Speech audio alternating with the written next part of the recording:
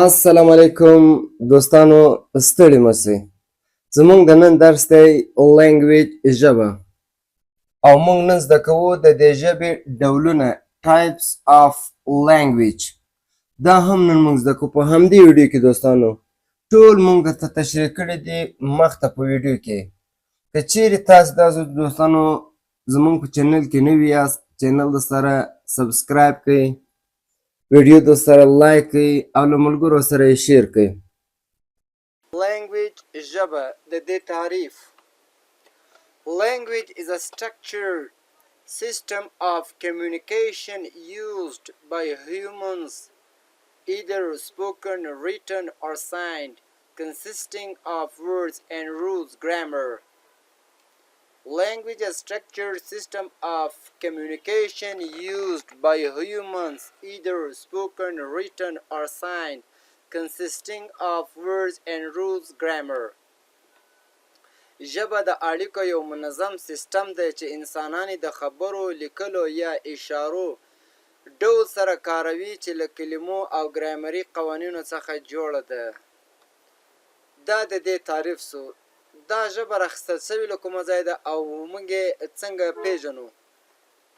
The word language is taken from Latin word lingua, which means tongue. The word language is taken from Latin word lingua, which means tongue. د ژبې کلمه د لاتیني کلمې لینګوا څخه اخیستل شوې ده چې معنی یې ژبه ده. دا د دې پیژندنه ده د هرې ژبې. Types of language، د ژبې ډولونه. له مونږ سره اووه ډوله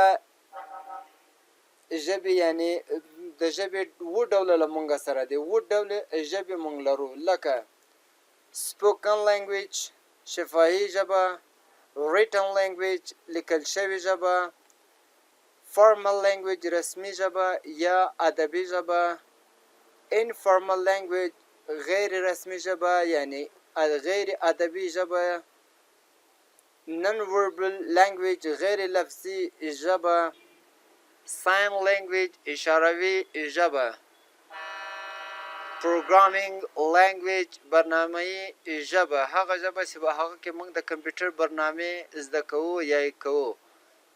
دا د ژبې ډولونه و دوستانو، types of language. موږ یې اوس ټول په ډیټیل سره هره ژبه پیژنو. spoken language، شفاهي ژبه. This is the language we speak. This is the language we speak. دا هغه ژبه ده چې موږ پرې خبرې کوو، لکه hello، how are you، سلام، څنګه یې. دا دوستانو د خبرو لپاره کارول کیږي. دوهم له موږ سره written language، لیکل شوې ژبه. This is the language we read or write. This is the language we read or write. دا هغه ژبه ده چې موږ یې لیکو، موږ یې لولو یا یې لیکو. This is the language we read or write. دا هغه ژبه ده چې موږ یې لولو یا یې لیکو، لکه example، a book، a letter or an article، کتاب، لیک یا مقاله. دا هغه شیان دي چې موږ یې لیکو. دا بله دوهمه ژبه سوه د موږ. دریم formal language، رسمي ژبه، ادبي ژبه. used in offices، schools and official places. used in office، schools and official places. دا هغه ژبه ده دوستانو په دفترونو، ښوونځیو او رسمي ځایونو کارول کیږي. دا د ادب ژبه ده، لکه مونږ یو استاد ته وایو. example، مثال، dear sir، I am writing to inform you. dear sir، I am writing to inform you. ښاغلی یا محترم صاحب، زه تاسو ته د خبر ورکولو لپاره لیک درلیږم. informal language، غیر رسمي ژبه، یعنی په دې کې یعنی غیر ادبي ژبه. دا له چا سره کارول کیږي؟ used with friends and family، very casual. used with friends and family، very casual.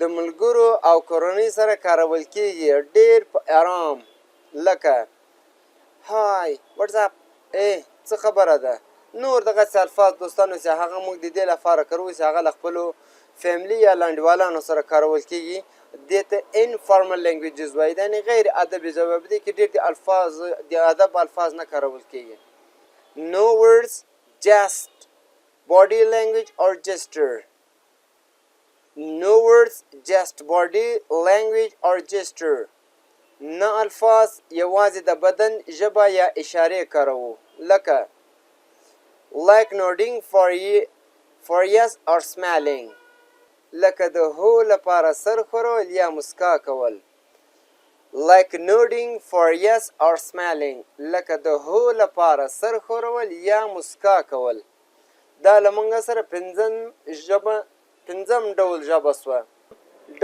سوه non verbal language غیر لفظي ژبه sign language اشاروي ژبه Sign language is a visual language that uses hand gesture, facial expressions, and body movements instead of spoken words. It is mainly used by people who are deaf or hard of hearing to communicate with others. Sign language is a visual language that uses hand gestures, facial expressions and body movements instead of spoken words. It is mainly used by people who are deaf or hard of hearing to communicate with others. اشاروي ژبه یو بصري ژبه ده چې د خبرو پر ځای پکې خلک د لاسونو اشارې د مخ حالتونو او د بدن حرکتونو کاروي